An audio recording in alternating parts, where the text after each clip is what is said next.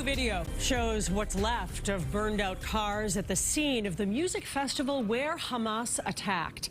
The Israeli military now blames more than 1,000 deaths on the surprise attack by Hamas, with at least 2,600 injured and dozens taken captive. Good afternoon. Thanks for being with us. I'm Paula Eben. There have now been more than 800 deaths in Gaza, which Israel has been striking since this weekend's attacks. The situation is simply terrifying for people who live in Israel, like the woman who WBZ's Nick Giovanni spoke with today. This is Israel's Pearl Harbor. It's 9/11. It's something we never come back from.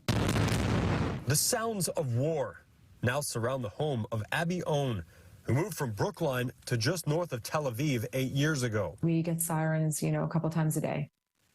You hear booms all the time. We have Iron Dome outside of our house. She and her family woke up to sirens echoing Saturday morning. Immediately got the kids out of bed and ran to a bomb shelter. Shortly after the sirens stopped, Own says she started messaging back and forth with family members who live within miles of the Gaza border. They could hear gunfire and they feared for their lives.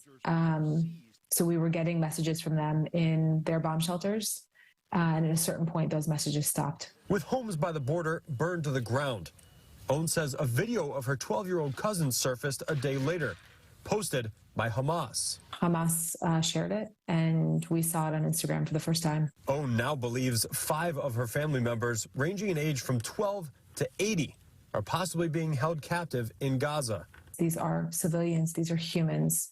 And this is atrocious. And we are doing everything we can as a family and all of our languages to make sure that people know about this. Abby tells me she's holding out hope that video of her cousin means that her family members are still alive. I just want people to put aside any sort of politics here and understand that this was not coming to us. This was not something anyone deserved.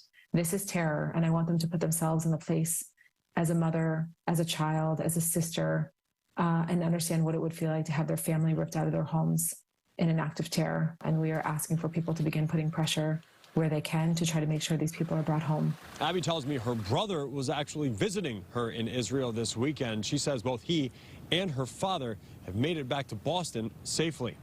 Reporting in Cambridge, Nick Giovanni, WBZ News.